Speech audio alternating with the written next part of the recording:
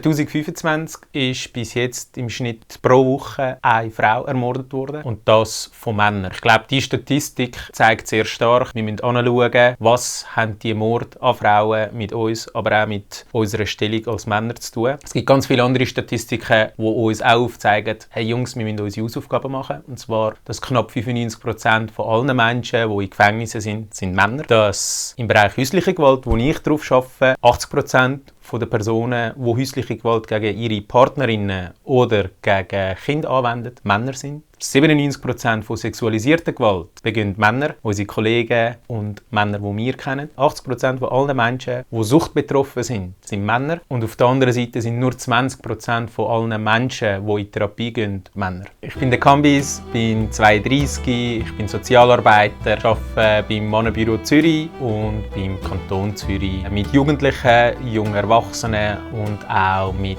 Männern, die häusliche Gewalt angewendet haben. Die Erwartungen, die an uns Männer gestellt werden, die sehen bei mir auch in den Workshops immer genau gleich aus. Also wir als Männer müssen stark sein, wir müssen unsere Familie beschützen, wir müssen unsere Kinder beschützen, wir müssen unsere Freundin beschützen, wir müssen Geld heimbringen, also einen guten Job haben. Wir müssen eine wichtige Person werden. Die Leute müssen zu uns aufschauen. Wir dürfen ja nicht brüllen, weil brüllen heisst schwach sein. Wenn Emotionen kommen, dann muss ich das allein für mich klären. Am besten im Zimmer, wo mich niemand sieht und ja niemandem etwas davon sagen. Und wenn wir all das machen, ist so wie am Schluss versprechen, dann wirst du ein glückliches Leben haben, dann wirst du eben dein teures Auto haben, dann wirst du eine schöne Frau haben, dann wirst du deine Kinder haben und dann funktioniert dein Leben. Tatsächlich aber, wenn wir anschauen, werden wir auch verarscht. Glücklich sind wir nicht, wenn wir allein brüllen. Glücklich ist meine Frau auch nicht, wenn sie nicht weiss, was bei mir abgeht und nie ihr sagen, wie es mir geht, sondern das allein ausmachen. Und auch, wenn ihr sagt, ich muss ein Sigma-Mail sein, ein Alpha-Mail sein, auch das sind Versprechen, die nicht funktionieren. Was aktuell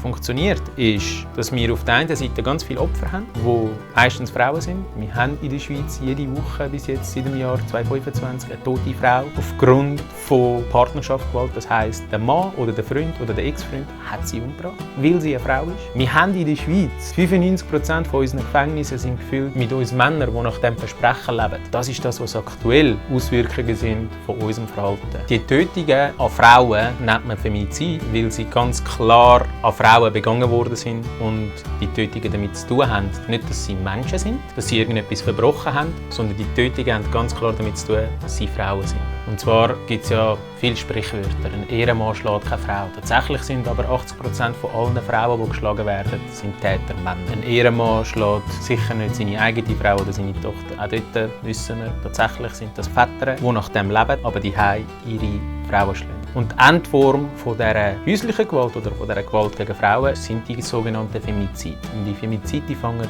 viel früher an. Wenn ich meinem Kollegen nebendran, der einen Witz macht gegenüber einer Frau, sie auf ihr Aussehen nur reduziert, sie auf ihr Kleidungsstück reduziert, wenn das okay ist, dass ich sage, hey, die will doch nur etwas, und mein Kollege mir da nicht ins Wort hineingeht und mir sagt, hey, ja voll, das ist lustig und wir alle zusammen darüber lachen, dann werden wir auch uns selber die Erlaubnis geben, mit diesen Witzen immer weiterzugehen. Und die Witze hören nicht dort auf. Die Witze werden dann nicht im Zweiergespräch gemacht, die werden dann sogar in Gruppen gemacht. Dann gehen wir zusammen raus und der eine Kollege hat das Gefühl, ja, wenn wir schon Witze machen können, dann darf ich sie jetzt auch anlangen. Die hat doch einen kurzen Rock gehabt. Das führt sogar so weit, dass es dann bei dem Anlangen, bei dem sexuellen Übergriff nicht aufhört. Bei meinen Vätern, die ich ja berate in meiner Arbeit, es geht so weit, dass sie dann heimkommen, hässig sind, im Job läuft es nicht gut. Sie schlagen aber nicht ihren Mitarbeiter ab, sie schlagen nicht ihren Chef ab. Sie lassen die Wut an ihrer Frau aus, die heim. Und dann geht es weiter, dann geht es ihnen nach wie vor nicht gut, ganz viel Wut rein und dann sind sie auch noch verletzt, weil sie sich vielleicht von ihrer Partnerin nicht gesehen fühlen. Weil sie aber schon vorher schon so viel sich Erlaubnis gegeben haben, die Grenzen von diesen Menschen zu überschreiten, geben sie sich auch die Erlaubnis, die Menschen dann auch umzubringen. Männer akzeptieren Grenzen nicht, weil die Bilder vorherrschen. Von Männern akzeptieren kein Nein und Frauen wollen erobert werden. Und das Bild, ja, du musst das Nein nicht akzeptieren, musst immer weitermachen. Wenn sie dir 3-mal Nein sagt, heisst das dann, ja, vielleicht will sie es doch und will dich kämpfen sehen. Das hat ganz stark damit zu tun, was uns beigebracht wird, was ein Mann sein sollte. Da bin ich überzeugt. Nicht nur, weil ich den Beruf mache und mich auch wissenschaftlich damit befasst habe, sondern auch aus der Erfahrung von hunderten Beratungen mit Männern und über 100 Workshops ist, dass unsere Sozialisierung, wir werden sehr banal sozialisiert. Das heisst, wenn eine Frau mir dann sagt, hey, ich will nicht mit dir tanzen, ich will dir nicht die Nummer geben, können wir den Zusammenhang nicht herstellen, ich tue ihr jetzt etwas Unrechts. Ich tue ihre Grenzen nicht akzeptieren, ich übergehe ihre Grenzen auf Kosten von meinen Bedürfnissen. Wir machen den Zusammenhang erst, wenn sie sagt, hey, ich habe einen Freund und der kommt jetzt dann gerade. Erst dann machen wir den Zusammenhang, der könnte kommen und dann könnte es eine Schlägerei geben. Der könnte vielleicht sogar stärker sein als ich. Also erst dann, wenn wir das Gefühl haben, wir könnten etwas drohen, akzeptieren wir die Grenzen von anderen. Solange das nicht passiert, wird uns eingebracht, immer weiter, ohne versuchen, uns in die andere Person hineinzuversetzen. Ich glaube, Empathie haben sie. Uns wird einfach vieles abtrainiert. Es gibt eine spannende Studie, bis 5 brüllen Buben und Mädchen genau gleich häufig. Und ab 5 geht die Schere so auf. Weil das auch immer gesagt wird, du bist doch ein starker Mann, dir tut das doch nicht weh. Oder noch schlimmer, du bist doch keine Frau. Und dann lernen das die Kinder. Und so funktioniert es auch mit Grenzen erkennen von anderen Menschen. Das wird uns abtrainiert. Das heisst, wenn du immer stark sein musst, wenn du immer weitermachen musst, egal wie schwierig es ist, du lernst dann auch nicht deine eigenen Grenzen kennen. Du lernst nicht sagen, es geht dir nicht gut. Nicht nur physisch, sondern auch emotional. Und indem du verlernst, dich selber auch wahrnehmen, verlernst du auch andere Grenzen wahrnehmen, andere Personen dich in sie hineinversetzen können, die Empathie haben. Ich glaube, wir haben alle Empathie. Uns Männer wird aber ein anderer Weg gezeigt, um mit dem umzugehen. Und zwar immer zuerst an mich denken und nicht an die andere Person. Und ich glaube, das ist etwas, das man verlernt, aber sehr gut wieder erlernen.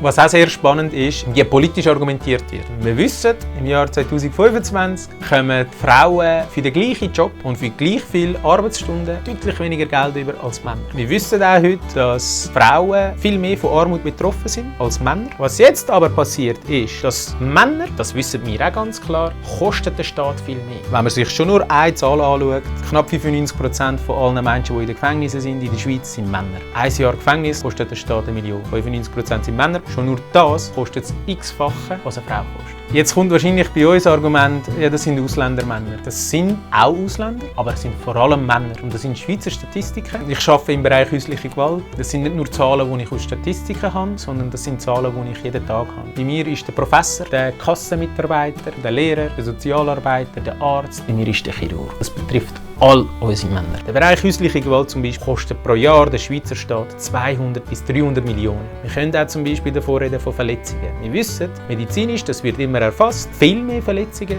bei Männern, die ja versuchen, in dem Moment krass zu sein, die zeigen, ich bin mutig, das verursacht sehr viel Kosten. Auch das zahlen am Schluss immer alle. Das heisst, Frauen verdienen weniger, zahlen aber auch mehr, weil sie für all die Sachen, die wir Männer verursachen, mitzahlen. Das heisst, auf ganzer Linie haben wir unsere Hausaufgaben nicht gemacht, Männer. Ich kenne das Argument, es sind ja nicht alle Männer so, sehr gut. Das löst es bei mir tatsächlich auch noch heute immer noch aus, dass ich immer denke, ich bin ja anders als die anderen Männer und nicht wir alle Männer sind genau gleich. Was ich aber allen Männern würde empfehlen, ist, Männer, wir wissen genau, wie wir uns verhalten. Sagen wir jetzt das Beispiel in den Ausgang gehen. Wir wissen genau, dass die Mehrheit von diesen Männern, die jetzt an dieser Party da sind, werden Frauen sexuell belästigen. Wir wissen genau, dass die Hände, die an den Ärschen der Frauen sind, von uns Männer ausgehen. Wir wissen genau, dass wenn es draussen eine Schlägerei gibt, wenn ein Kollege von mir drunter kommt, der nicht drunter kommt von einer Frau, sondern von einem anderen Mann. Und dort liegt unsere Verantwortung, anzuschauen, hey, was hat das mit uns zu tun? Die Aufgabe von uns Männern ist, aus dieser Abwehrhaltung rauszukommen. Wir haben Anteil an all dem, was abgeht. Wir sind nicht für alles schuld. Wir sind auch Opfer vom Patriarchat. Wir sind auch Opfer von diesem System. Wir sind aber auch Täter von diesem System.